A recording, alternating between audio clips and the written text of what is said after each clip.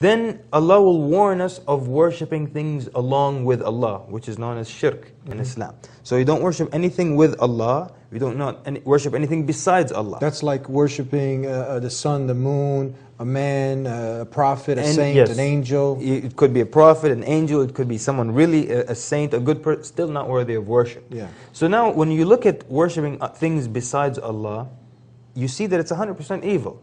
And that's why it's so clear to us when we should stay away from it.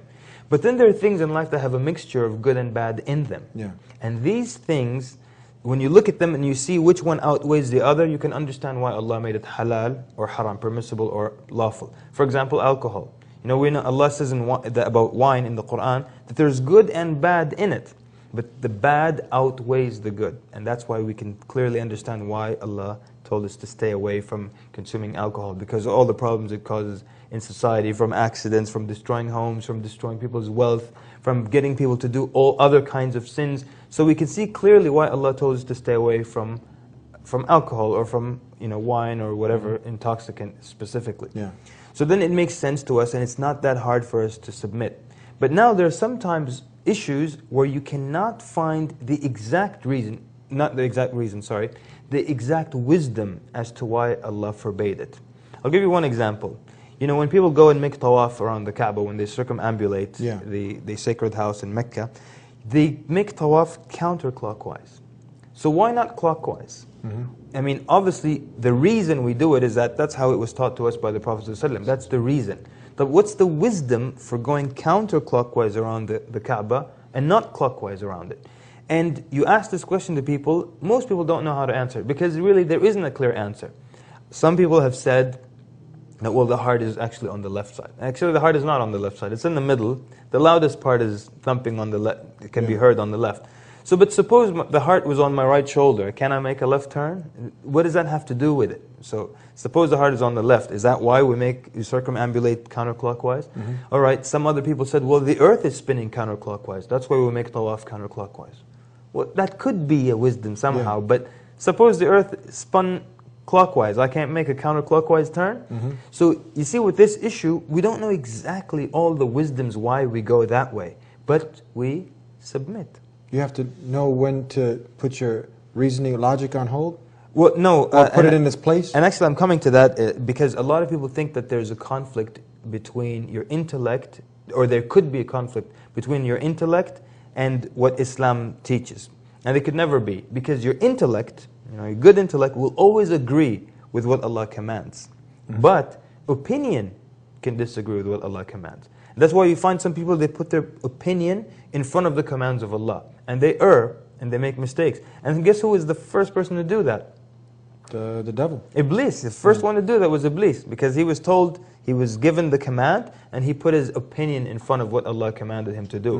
He started to say, I'm better than him. He's created from clay, I'm created from smokeless fire. Now. Exactly. And that's what we see prevalent today. Exactly. And so your intellect will always agree with the Quran. Sound intellect will agree with Islam. But your opinion can disagree because you follow your desire. Let's take a break, and we'll be right back. I came from a science major. When you look at the Bible and it says the earth has 4 corners, that's wrong. If any Christian can point out a single unequivocal statement, a single unambiguous statement, where Jesus Christ, peace be upon him, himself says that I am God, or where he says, worship me, I am ready to accept Christianity. Welcome back to the Dean Show. Okay, my brother, so continuing on. Now, the thing is, we want to use our reasoning, our logic, the tools that the Creator has given us to find out what the truth is, right? Right. But at what point do we say, okay, now we have discovered, we've been blessed that, okay, Islam is the way of life from the Creator. At what point do you now put the revelation before your reasoning and balance things out? You understand what I'm saying? Okay. Well, first I would like to assuage any fears that any non-Muslim might have, that you have to blindly do things in Islam. And this is the great thing about Islam, is that everything, the wisdoms are explained as to why you do or don't do something. There's a logic. There's nothing that's just irrational that you have to do out of the blue, or that you're told, to roll around in the dirt because there's some kind of blessing you'll get from it. It's nothing like that. And I also will take this opportunity to explain that, you know, in some religions, when they use the word faith, it's totally different than how Muslims use the word faith. Faith, it just means this kind of blind belief, just like closing your eyes and just jumping in. People will tell you, you have to have faith in God. I don't have proof, I don't know anything, but I just have something called faith, which is basically almost like this blind belief. In Islam, Allah calls us to contemplate His creation, to contemplate His book, the Quran itself, to really contemplate it and look at it, that if it was from other than Allah, it would have, you know, flaws, discrepancies, contradictions in it. So this is something that, for me personally, I love, that Allah tells us to think, to look, to contemplate. We were never taught, oh, shut off your intelligence and just... That's why one time one of my professors, my biology professor, we were talking about religion, and she said that I have to, like, there are two me. Like, there's one me, the scientific me, and then there's the religious me. And of course, this is a very bad thing to admit to. So I immediately came in with, well, in Islam, you don't have to separate your religious self from your scientific self, because we don't have that conflict in Islam. You know, you're never told to do something and it goes against logic and it goes against studies and it goes against, you know, rational thought.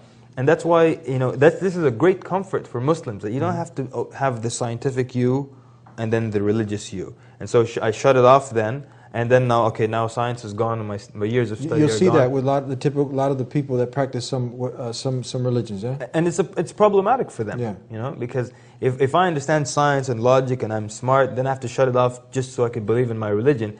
That means that religion requires no logic, no thinking, no rationale. That's not a good thing. We as Muslims, we don't have to do that. We never have that problem. Okay. This is the great thing. But I actually wanted to go over real quickly how we can convince someone when it comes to simple issues. And like I said, we encounter this a lot when someone will say, you know, I'll become a Muslim, but I want to keep drinking. You know? Or I love my beer. Or actually, some people will tell us things like, I want to become Muslim, but I love pork chops too much. You know. And sometimes we make them realize what they're saying, because really what they're saying, it's something very shameful, you know. So we actually make them aware of what they're saying. And this is something we actually do. We'll tell someone. Tell us. We'll tell them this. Look, so someone will say, look, I really love my pork chops. That's the only reason I can't become Muslim. So you believe that there's one God, one Creator? Yes. The Prophet *ﷺ is his Prophet and his Messenger? Yes. You're okay with the 5 pillars and everything else? Yeah, absolutely. So the only thing stopping you is that you love pork chops too much?